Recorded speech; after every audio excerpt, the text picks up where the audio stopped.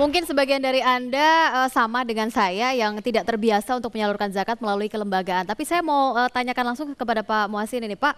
Sebenarnya kalau kita menyalurkan zakat secara langsung, apakah memang lebih baik begitu dibandingkan kita harus menyalurkan lewat lembaga? Atau mungkin sebaliknya, menyalurkan zakat melalui lembaga lebih baik dibandingkan kita menyalurkan secara langsung? Saya orang yang belum pernah menyalurkan zakat melalui lembaga, karena saya masih percaya dengan menyalurkan langsung ada rasa senang begitu kalau kita bisa berbagi dengan orang lain secara langsung. Waktu itu udah pernah salurkan ke saya, Pak. Saya tolak, saya tidak menerima zakat.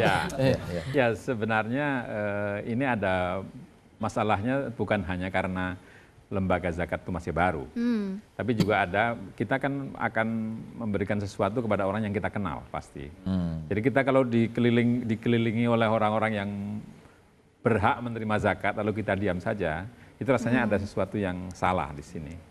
Dan yang kedua adalah kita tahu bahwa ada banyak orang menyalurkan zakat itu kepada guru ngaji. Guru ngaji itu tidak dibayar, dia kerjanya mulai bangun pagi sampai malam.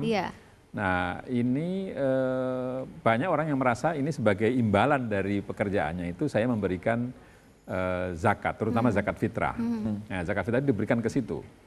Nah, memang seharusnya tidak mesti ke situ ya, diberikan ke lembaga, lalu dari lembaga ini disalurkan ke situ sebetulnya itu. Tetapi mana tahu orang, jangan-jangan ini saya berikan ke Basnas, saya berikan ke LAS, tapi ternyata orang yang di dekat saya tidak dapat apa-apa. Padahal sebetulnya orang bisa mengusulkan bahwa saya taruh zakat ini ke LAS, tetapi usulan penerimaannya. Ya, penerimanya ini. Oh boleh ya, boleh, saya mengusulkan secara pribadi boleh ya? Bisa. Jadi mengusulkan tetangga saya ada yang begini-begini, tolong dibantu. Ya, mungkin lebih banyak daripada yang saya berikan ke situ. Kalau ini mau sedikit verifikasi ya, jadi dari angka 200 triliun yang menurut saya potensi yang begitu besar tadi, pernah dihitung-hitung nggak Pak, mana yang disalurkan langsung misalnya seperti Rizka, saya, Iwal dan lain-lain itu dibandingkan yang disampaikan sekarang kira-kira yang diterima secara nasional itu sekitar 3,2 berapa triliun Pak sekarang angkanya? Yang tahun yang lalu 3,2 triliun seluruh Indonesia. Tahun ini? Tahun ini targetnya 4,2 triliun. Sedang menuju ke 4,2 triliun ya insya Allah ya. Tapi poin saya tadi adalah itu yang diserahkan oleh lembaga ya? Lembaga. Kalau dihitung-hitung kira-kira yang diserahkan oleh... Nah itu yang tidak bisa dihitung tadi. Tidak bisa dihitung ya? Besar kemungkinan lebih besar daripada ke lembaga. Nah, tapi jauh sekali Pak Iwal, ini 200 triliun dibandingkan dengan 3,2 sampai 4,2 yang itu potensinya. Walau dengan perkembangan teknologi sekarang Mas Effendi, zakat itu bisa dilakukan dengan transfer nomor rekening, sangat mudah sekali. Dan lembaga-lembaga itu punya nomor rekening. Tapi mungkin sekarang bagaimana menumbuhkan kepercayaan itu ya kepada lembaga-lembaga atau LAS atau ke Basnas sebagai orang supaya bisa yang agak penting juga adalah misalnya seperti dompet duafa sesudah mengumpulkan, ada kewajiban tidak menyerahkannya ke Basnas atau mengkoordinasikan? Nggak ada ya? Nggak ada. Nah ini penting ya, jadi kemudian melakukan penyalurannya. Kami menyalurkan penyaluran sendiri sesuai dengan peruntukan zakat 8 asnaf. Dan kami pertimbangkan manfaat buat masyarakat dalam program-program tersebut yang lebih banyak memberi dampak atau pengaruh pada masyarakat yang kita bantu. Gitu. Jadi barangkali pemikiran mereka juga di situ, dengan sifat lokal begitu, mereka bisa untuk lebih menumbuhkan kepercayaan pemirsa ini untuk melalui zakat pada lembaga. Pak Ahmad Zuhaini, ini dompet duafa kan sudah 22 tahun ya. Maka saya lihat tagline-nya itu tumbuh bersama begitu ya. Nah, apa yang program-program unggulan dari dompet duafa yang benar-benar langsung dirasakan manfaatnya oleh masyarakat, bahkan dikatakan juga bisa membantu pemerintah untuk mengatasi kemiskinan, mengurangi pengangguran gitu. Ya, kami punya program beasiswa yang memberi kesempatan anak-anak dari keluarga tidak mampu untuk menikmati pendidikan sampai perguruan tinggi. Dan sebagian diantaranya memang tadinya betul-betul putus asa, sekolah mau gimana, sampai akhirnya sekarang bahkan lulus sarjana, bekerja di perusahaan-perusahaan favorit, bahkan ada yang sudah jadi guru besar di Fakultas Teknik UI. Gitu. Jadi alumni beasiswa kita. Kemudian kita juga punya program pemberdayaan ekonomi dari orang yang tidak punya penghasilan atau pekerjaan. Setelah kita kasih modal, banyak yang kemudian menjadi orang yang punya penghasilan tetap, bahkan sudah usaha gerobaknya tadinya 1, sekarang sudah punya 5 gerobak misalnya. Itu kami punya pengalaman case-case menangani seperti itu gitu. Pak Subianto, Pak Subianto dulu ya. Dompet duafa ya lembaga yang besar gitu ya. Ada websitenya bisa diakses. Ini pertanyaan saya tadi. Banyak sekarang LAS yang muncul tuh yang kecil, namanya beragam-ragam. seperti dikatakan oleh Pak Ahmad Juwaini tadi itu harus ada izin dulu untuk mengumpulkan zakat tersebut. Nah, apakah lembaga-lembaga yang ada banyak itu bagaimana mengontrolnya, Pak? Dia ada izinnya, programnya itu benar-benar disalurkan? Maksudnya untuk verifikasinya seperti apa itu, Pak? Nah, itu apa? Memang di undang-undang disebut Basnas, mulai itu. Sebetulnya itu tugasnya sebenarnya Pak Muhsin semua. Karena apa?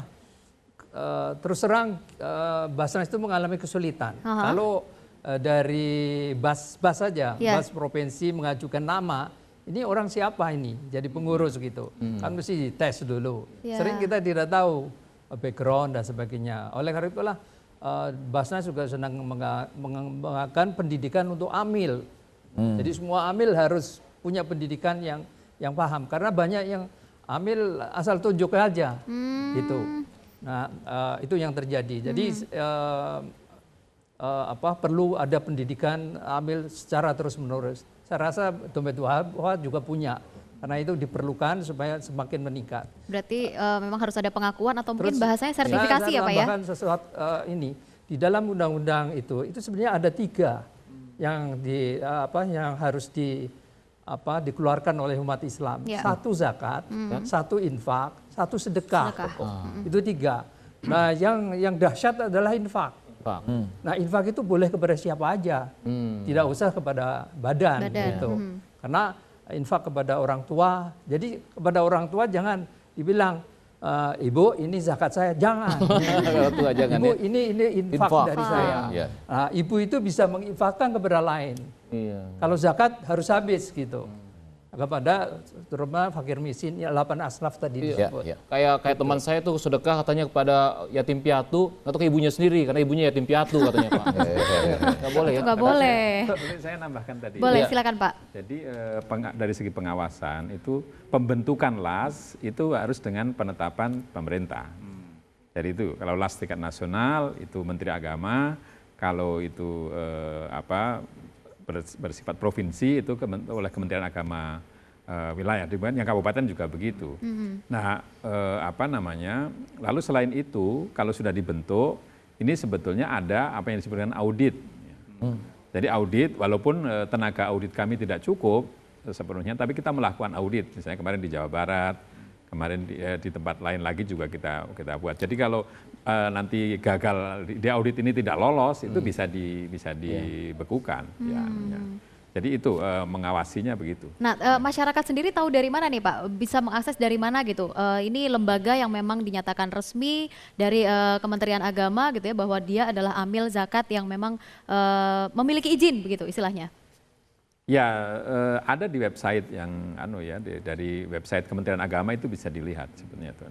Jadi semua yang berizin itu bisa dicari di situ.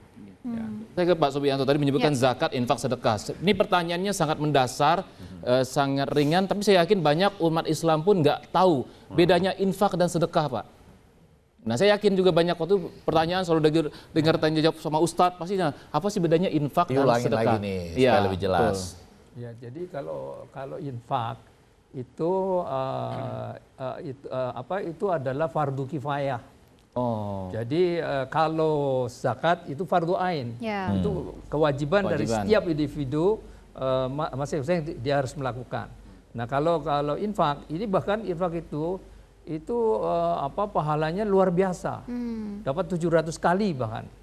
Kalau zakat tidak ada itu. Jadi nanti kalau zakat sudah sukses, ini harus dikampanyekan infak ini, itu karena pahalanya itu luar biasa, 700 kali. Di dalam infak itu sebagian dari itu bisa sedekah. Sedekah. Ya.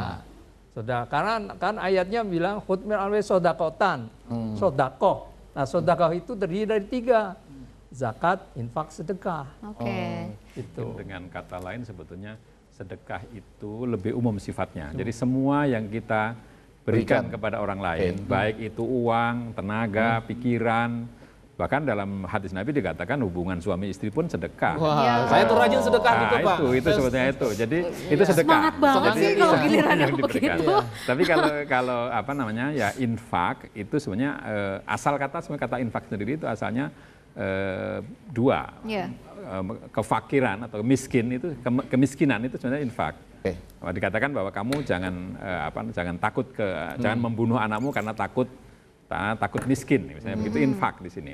Kemudian tapi infak itu semua pengeluaran kita. Kalau sedekah itu pengeluaran yang dikeluarkan khusus dengan tujuan semata-mata untuk mendapatkan keridhaan Allah. Tapi kalau infak itu bisa jadi tidak seperti itu. Bisa karena orang itu dermawan, bisa itu karena kewajiban tadi kepada orang tua, kepada anak, itu infak juga. Nah, kalau itu wajib ain tadi itu namanya zakat. Ya. Kalau yang tidak wajib itu disebut dengan infak. Well, saya ke Pak Ahmad Juwaini ya. Jadi ini kesempatan yang baik di bulan baik supaya misalnya masyarakat pertanyaan-pertanyaan apa yang perlu ditanyakan oleh masyarakat kepada lembaga pelaksana ataupun persoalan-persoalan apa yang selama ini ingin Bapak jelaskan ke masyarakat. Nah ini kan menarik nih supaya kita bisa semakin efektif. Ya kalau menurut saya yang pertama itu saya ingin mengajak masyarakat kita untuk terutama pertama mengubah kebiasaan bayar zakat yang pakai antrian.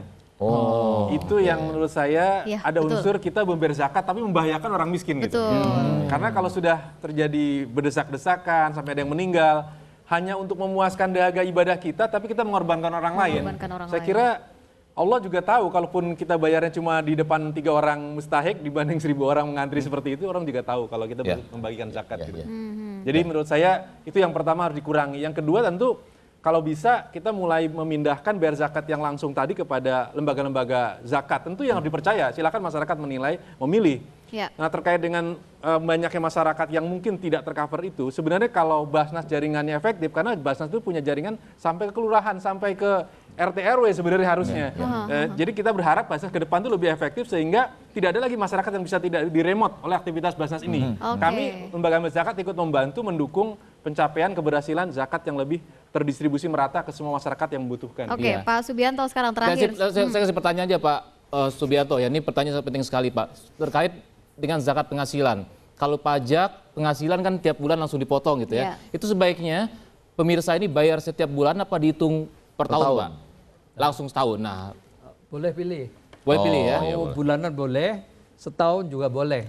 Saya rasa silakan dibuat enaknya saja. Dan itu wajib Pak ya. Kenapa? Penghasilan itu wajib zakatnya dikeluarkan ya. Karena mungkin banyak yang lupa ya. Apalagi pegawai negeri. Sekarang ada Impres 3 2014 itu semua BUMN, semua pegawai negeri harus mengeluarkan zakatnya untuk membersihkan zakat yang yang penghasilan yang diperoleh. Jadi sebetulnya zakat itu ada 2 jenis, penghasilan dan kekayaan. Mau. Itu penghasilan. Jadi di penghasilan itu menyangkut profesi. Kalau dia punya mobil, punya rumah, itu ada penghasilannya. Itu kekayaan ya. Tapi penghasilan ini kalau menerima income itu harus dikeluarkan supaya dibersihkan. Jadi 2 itu tadi. Tapi kalau sudah sering-sering jadi pembawa acara, tadi satunya lagi kan tadi perorangan dan badan. Nah, itu tugas yang luar biasa yang harus dikerjakan oleh baik Basnas maupun LAS. Tapi artinya penghasilan yang halal Pak ya, halal dan baik, halal thayyiban. Jadi hasil uang korupsi biar bersih di Jakarta. Nggak ada yang tahu loh, tapi itu tidak boleh juga gitu ya. Baik, sebuah pelajaran penting yang sudah kita dapat malam hari ini pemirsa. Kalau selama ini mungkin kita tahu hanya zakat perorangan, tapi zakat dari perusahaan pun juga harus dibayarkan, itu wajib. Kemudian zakat mal dan kemanapun Anda memberikan zakat, itu wajib hukumnya untuk kita umat Islam harus mengeluarkan sebagian dari apa yang menjadi kekayaan kita dan juga penghasilan kita. Terima kasih Bapak-Bapak sudah hadir pada malam hari ini di News.pol dan kami juga mengucapkan terima kasih pemirsa untuk Anda yang sudah memberikan komentar di www.ainewstvmobile.com. Kita ketemu lagi di News.pol minggu depan. Selamat malam.